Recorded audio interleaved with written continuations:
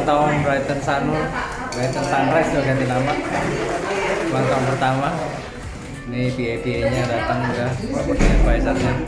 Ini Pak Erik. Kita mau makan, masing-masing mau makanan.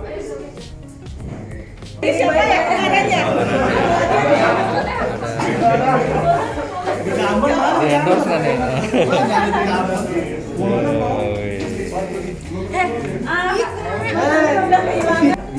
Makanannya banyak tuh guys.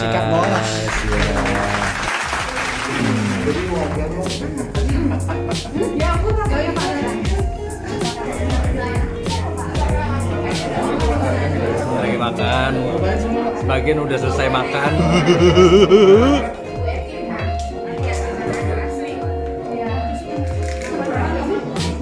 Ayo, yang paling enak yang mana nih makanannya?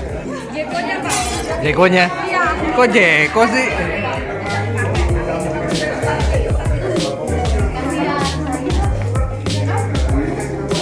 Ayo, udah selesai belum makannya?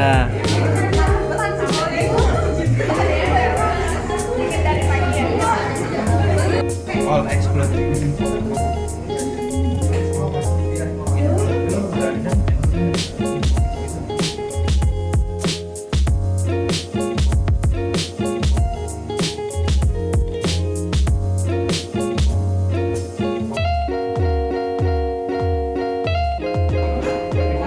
Enak gak bakminya?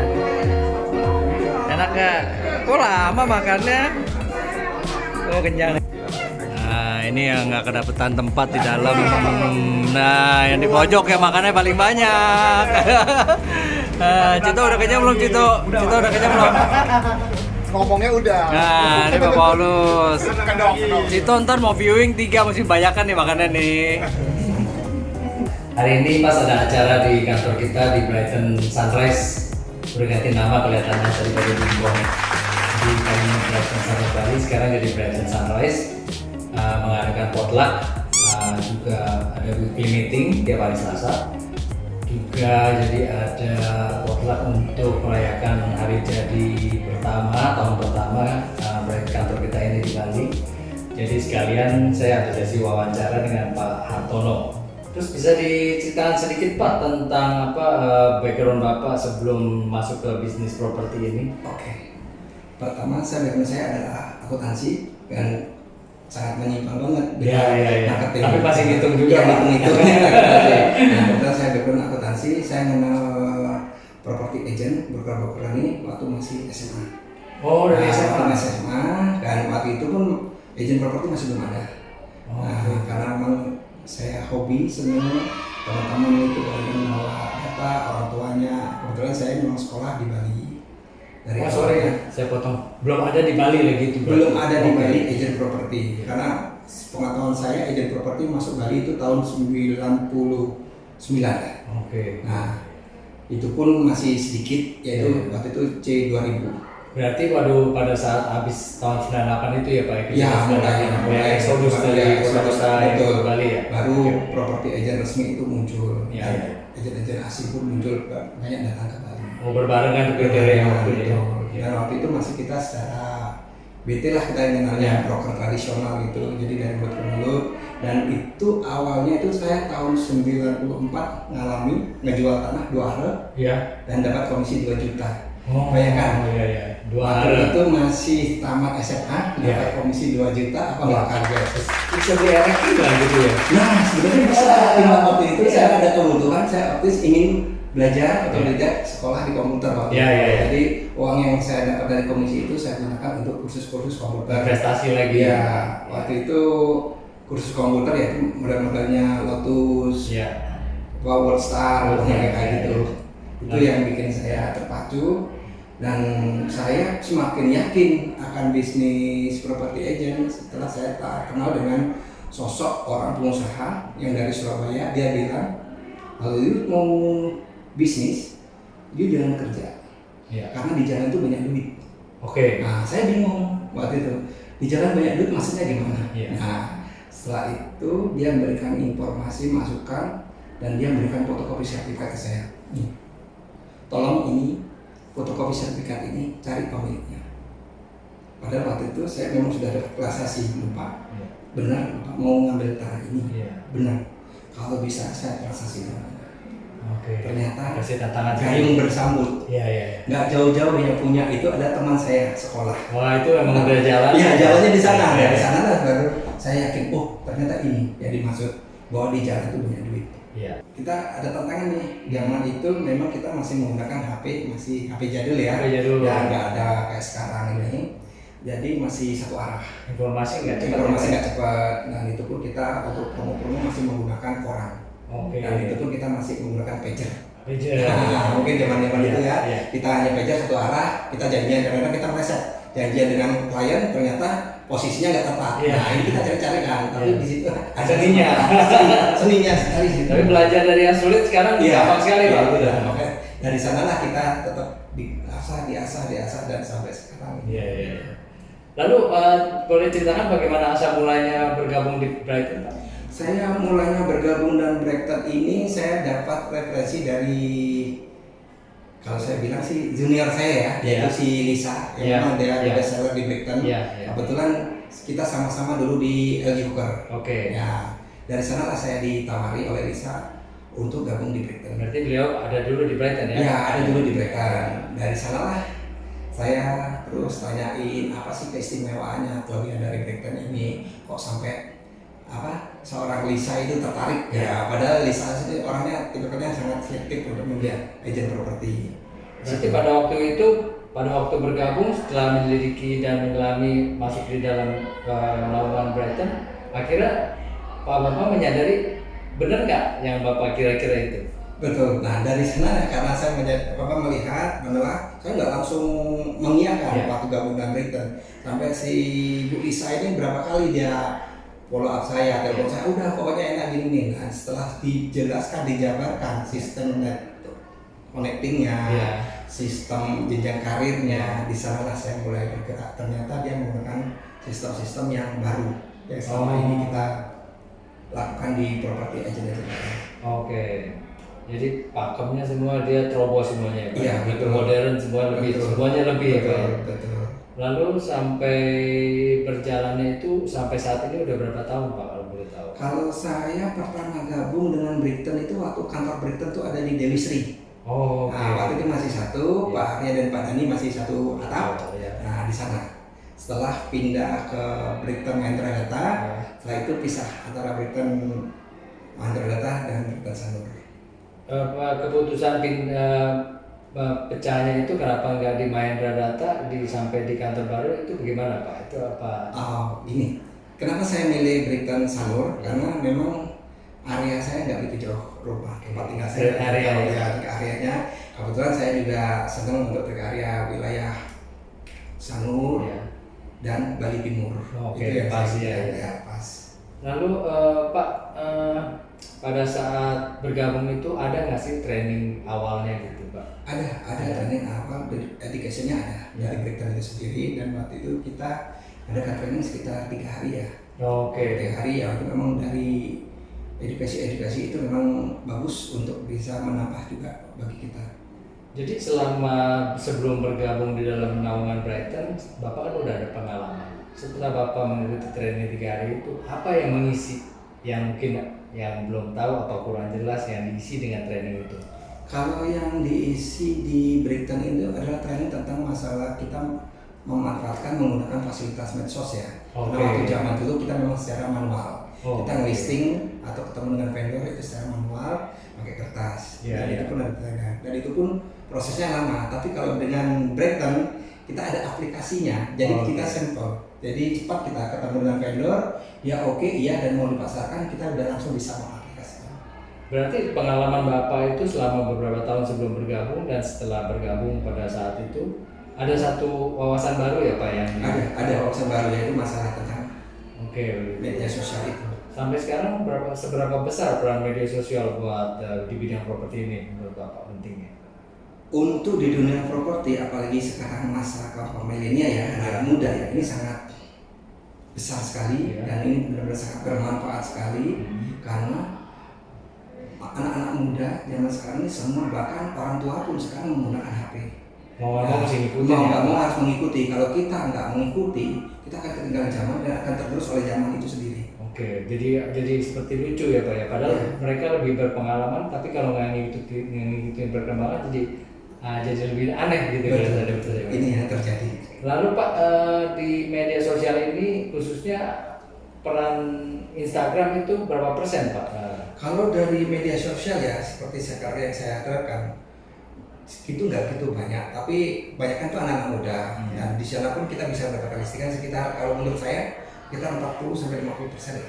Oke. Ya peran itu karena dari sana saya bisa dapat listingan, bisa dapat calon bayar dan yang lain-lainnya. Oh gitu. Oke. Nah, berapa bermutunya Pak kalau dapat incoming call dari buyer dari media sosial?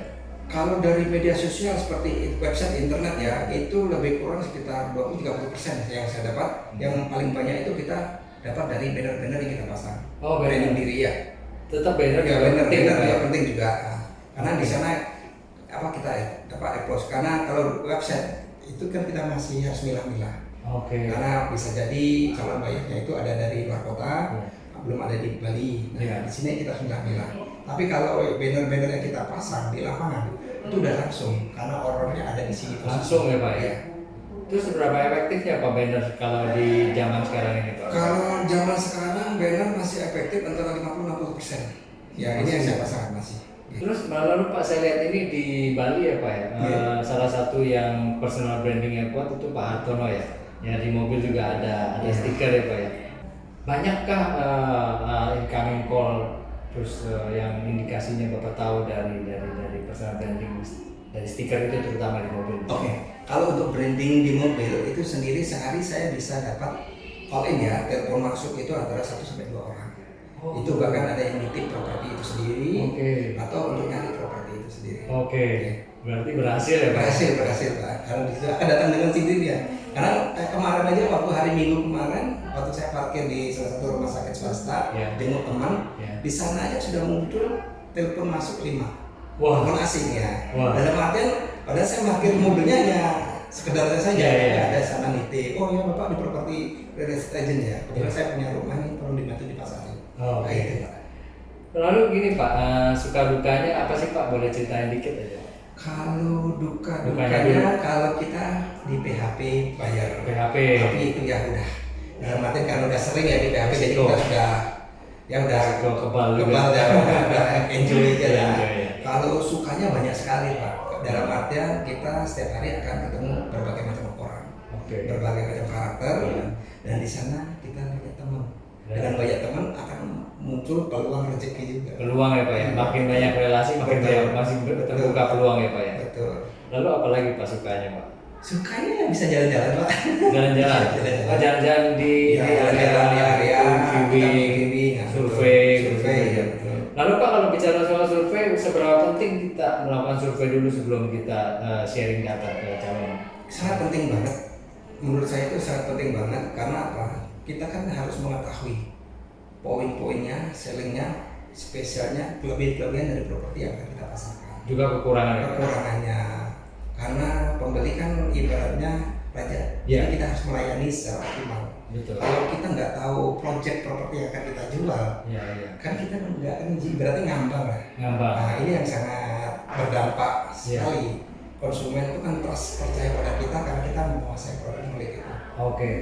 Terus kalau yang selama ini Bapak handle, mungkin berapa persentasenya itu kalau pembeli dari luar Pulau Bali itu dibandingkan dengan yang domestik di Bali itu berapa persen Pak? Kalau yang saya handle ini kebanyakan 60% dari luar Bali, ya yang 25% dari Bali sendiri itu. Sisanya mix ya. Mix. Ada pihak-pihak asing kan. Iya. Dari zaman jadul, mulai masa transisi sampai sekarang ya, mulai berkembang IT-nya ya. Kalau maksudnya tips dari Bapak untuk yang newbie di mau melangkah di bidang properti atau yang sudah baru melangkah di bidang properti, apa tuh Pak yang supaya lebih efektif? Intinya satu, kita punya niat. Kedua, kita menjiwai bahwa bisnis properti ini bukan bisnis yang dikesampingkan. Bukan ecek-ecek. Bukan ecek-ecek. Kalau kita anggap ini bisnis properti agent, ini ejek-ejek, kita nggak akan pernah closing. Oke. Nah itu loh. Dalam arti jangan dijadiin set job. Oh ya, iya. harus benar-benar totalitas fokus. Karena di sana membutuhkan 4 poin. Apa tuh Pak? Ya, 1, kita harus viewing. Ya. Ya. Kedua, kita harus listing ya. Ya. Ketiga, kita harus follow up. Ya. Keempat, baru closing. Oh. Nah, kalau ini nggak kita terapkan, kadang-kadang kita viewing, jalan-jalan dengan teman-teman, setelah itu Hilang. Ya, karena kita nggak fokus. Tapi kalau kita fokus, intent, pasti closing. Pasti ya Pak ya. Iya. Nah, kalau misalkan udah dilakukan semua belum closing gimana tuh? Nah, kita kembalikan X-nya kepada Allah. Oh, Semua cinta bimbingan itu. Ya, memang rezeki Banyak berdoa juga ya Pak ya. Betul. Karena kita juga harus berdoa juga. Iya. Karena memang kita membola ternyata bayarnya mundur. Ini kita intinya jangan hanya fokus pada satu bayar. Ya ibaratnya kita nebar jaring jalan. Ya, dari jaring-jaring itu mana yang kita dapat. Oh. Dari sana kita akan tahu mana bayar yang benar-benar serius, mana hanya bayar hanya untuk membandingkan dia punya aset, mana yang bayar hanya jalan-jalan. Nah, kalau ngomong soal klasifikasi klien atau buyer, bagaimana Pak caranya untuk mengetahui apakah itu benar-benar niat untuk melakukan transaksi atau masih mau banding-bandingin harga atau mau jalan-jalan? Nah, kita bisa ketemu dulu awalnya, kita bikin appointment janjian dulu dengan calon bayarnya. Iya. Dan di sana kita akan gali calon bayarnya apa sih keinginannya dia, kita akan wujudkan. Iya. Kita nggak boleh sebarkan terlalu banyak keinginannya dia. Oke. Kadangnya ada berapa, saya punya uang segini, saya minta daerah ini. Iya. Kita harus bisa benar-benar menguasai area harga properti. Iya. Dari sana lah dia akan mengikuti kita. Nah, Jadi kita kelihatan ya, Pak. baru kita kelihatan antara serius dan tidaknya calon bayar itu. Kita jadi lebih mengerucut, lebih Mengerucut. memfokuskan ya. Ya, Jangan kita memfokuskan. bikin tambah lebar ya Pak Betul, ya. betul. Jadi tambah sulit kita nanti. Betul. Oh begitu. Tuh guys, dengar ya tipsnya. Mudah-mudahan bisa dipakai itu. Lalu Pak, pada masa corona ini seberapa signifikan berkurangnya Bapak punya aktivitas? Kalau semasa corona ini Kak, saya tetap masih enjoy jalan-jalan viewing, listing, ketemu dengan vendor-vendor walaupun kita ada semacam social distance ya, jaga jarak kayak gitu. Seperti begitu Iya ya. betul. Tapi berapa persen Pak kira-kira? Persentasenya ya memang nggak begitu banyak ya. 50-an? 50% lah. Oh, jadi lumayan banyak waktu kosong ya? Waktu kosong saya gunakan untuk merapikan data. Oh, oke. Merapikan Jadi data, tetap aktivitas. aktif di rumah merapikan data, terus waktu itu WA calon-calon vendor-vendor yang lama, Oke. database lama kita sihir lagi. Oh, gitu. Siapa tahu dari sana dia ada niat untuk menjual atau mau cari properti dengan kondisi kayak gini kan kadang-kadang ada properti yang harga jualnya masih di bawah. Oke, jadi di bawah market ya Pak. Pada saat ini sebetulnya pas ya waktu untuk masuk. Pas untuk investasi karena ini saya pernah mengalami 4 fase. 4 fase yaitu satu tahun 98 itu fase krisis yang mana orang-orang dibilang nggak bisa beli properti, ternyata banyak orang-orang beli properti dan di sana saya pakai. Ya. Nah, terus fase kedua dan ketiga adalah bom Bali 1 dan 2. Oke. Banyak orang pesimis dengan adanya bom ini, ternyata banyak juga pembeli-pembeli. Dan sekarang adalah fase keempat yaitu pandemi COVID ini. Ini banyak pembeli, cuma yaitu penawaran para pembeli ini sangat amat sih. Luar biasa. Ya, 50% ya yang ditawarkan. Lalu Pak, yang saya tahu dari perjalanan ini sekarang kan Bapak ada beberapa usaha ya Pak ya? Iya. Boleh ceritakan Pak itu usaha-usahanya itu yang dari? Usaha saya awalnya di agent property agent yang pertama saya dari nol. Ya saya bukan siapa-siapa, ya kendaraan pun nggak punya, jalan kaki. Tapi dengan kita tekun niat, insya Allah rezeki itu akan jalan. Dan kebetulan sekarang saya sudah ada bisnis yaitu kebetulan yang mau properti baru kita jual lagi Wah, jadi tadinya di agent sekarang jadi Iya, developer gitu dan lagi masuk developer. Betul. Lalu ada lagi Pak, saya dengar ada klinik. Ya itu klinik, kebetulan saya buka klinik dengan istri saya. Iya. Kebetulan istri saya backgroundnya dokter gigi, jadi ya saya mensupport istri saya untuk buka klinik. Waduh, bagus sekali loh Pak ya. Jadi satu keluarga bisa semuanya ada aktivitas hobinya semua tersalurkan. Dan di sana pun saya sering sharing dengan istri saya. Di saat siang istri saya banyak atau ada pasien dia selalu tanya, suaminya kerja di mana? Itu saya selalu bilang suami saya di properti. Dari sana saya dapat listingan. Masih dapat Dari juga. sana saya dapat Waduh, prospek. amin, hebat sekali. Di sana. Semua dari Betul, semua penjuru nih Pak. Dan dari properti-properti seperti yang saya jalani sendiri, Iya. saya juga ditanya istrinya kerja di mana dokter gigi. Dari sana juga istri saya dapat juga. Oh iya bagus. Jadi ya. saling tukar saling keterkaitan. Mungkin ada tips-tips tambahan Pak yang bisa disampaikan Kalau diutarakan? tip tambahan untuk teman-teman yang ingin enjoy gabung di property research, satu yaitu yang penting kita punya niat. Intinya itu. Kedua, kita selalu harus belajar dan belajar. Belajar terus. Ya, karena di dunia properti ini tidak ada istilah Tanpa batas. tanpa batas. Kita puas dengan. Ya. Karena setiap hari, setiap detik itu ada perubahan-perubahan. Ada Karena perubahan. kita harus ikuti segmen pasar. Itu dia. Oke. Itu titik bagi saya. Oke. Gitu guys, wawancara eksklusif dengan Pak Hartono. Mudah-mudahan tips-tipsnya bisa sangat berguna dan saya yakin itu sangat berguna bagi yang mau melangkah dan yang sudah melangkah supaya bisa memotivasi dan menambah pundi-pundi penghasilannya. Oke, sampai ketemu guys. Terima kasih.